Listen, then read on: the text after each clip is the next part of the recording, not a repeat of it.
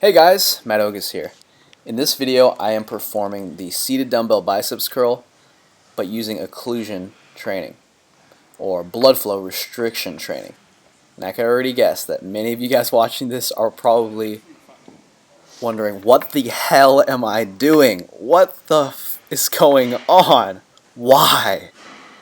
But here in this video I will tell you why I'm performing this, how, and where you can learn more about this style of training. First and foremost, links are in the description box if you want to pause this video perhaps and read what other people are saying about this style of training. For example, Lane Norton, what he says about this style of training, or perhaps what the studies themselves say about this style of training. So please, perhaps stop this video if you'd like, check these articles out, check the studies out, and then watch the rest of this video. So first, what is this style of training, blood flow restriction training? As you can see, I have these bands wrapped around my arms to try to restrict as much blood flow so that I can keep blood inside of the arm from basically leaving the arm. I'm not really trying to restrict blood flow from going to the arm, but I'm definitely trying to restrict blood flow and keep it inside of the arm. What this is going to do is create a different kind of environment. Try to picture what's going on here and imagine that there are materials, there are metabolic products, waste products, and so on being accumulated inside of the muscle as I'm working it out. So picture that as you watch me do this exercise. Now we understand the point of using these bands or cuffs or whatever you may be using to cut off the blood flow. What actually is occurring? Now normally if I didn't have these bands on, I was just doing some higher up sets with some really light weight, I would not be really inducing that much muscular damage or hypertrophy. Yeah, I might be working the muscle, but not really stimulating it, so to speak. I'd be using a lot of slow twitch muscle fibers, but by occluding, by restricting blood flow out of the muscle, by keeping blood in there, you're able to recruit more fast twitch muscle fibers, almost as if you were using much heavier weights, like if you were using what you would normally use, say 65% and up of your 1 rep max. You can do this style of training with as little as 20% of your 1 rep max.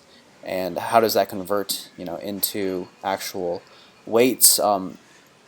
It's recommended 20 to 50% of your 1 rep max, and for me that could be as little as 15s. I normally use perhaps 40s or 45s, maybe even a heavy set of 50 for this exercise, but you can see I'm only using 15s. So metabolically, the muscle is being hit in a way that's similar to using a much heavier load.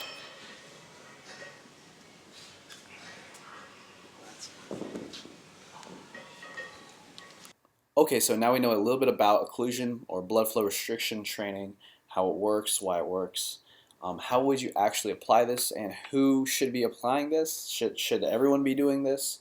First and foremost, this, if anything, should just be looked at as a supplement to regular style training. Though different groups of people may benefit very much from this style of training. For example, those with injuries, those who are suffering from pain, the elderly, those who are looking for a deload. This can definitely be attractive to those kind of people. So for anyone who's deloading, whether you're on season or off season, great supplement to your training to give your joints, tendons, your ligaments a chance to not be destroyed, but still have a chance to work out the actual muscles that you want to work out. It also gives you a chance to deload and let your central nervous system to not be destroyed, to be able to practice your form, practice your execution, your speed, without destroying your nervous system. Get some good muscular work while not destroying your nervous system. So those are the primary applications of occlusion training. Now, how do most people actually use occlusion training? It seems that most people use a weight 20 to 50% of 1 rep max. If you're not really familiar with 1 rep maxes, or you can't really determine what weights those are, generally you end up working with somewhere between 30, 40, 50%, around that range of your actual work sets. So as you saw, I was doing dumbbell curls with just 15s. That's less than 50% of what I would normally be using for not the actual same amount of reps, but for normal work in normal rep ranges. So from the 6 to 12 rep range, I'd normally be using 40s, 45s. For those dumbbell curls, I was only using 15s. If I was going to do leg curls, which I normally do in 15 rep sets, I would normally be doing 220 pounds or 230 pound seated leg curls for my hamstrings. But when I do them occluded, I only use 110, 120 pounds, so about 50% of my normal weights. How do most people? How many reps for how many sets?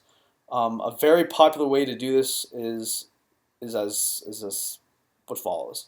Most people that do this style of training will do an initial 30 rep set, like I said, with a weight that's about half of what they normally lift while occluded. So they'll do that 30 rep set, rest for 30 seconds to 60 seconds. Normally I'll rest for a minute.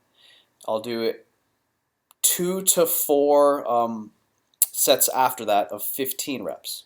So a 30 rep set followed by 2 to 4 15 rep sets with about a minute in between each set.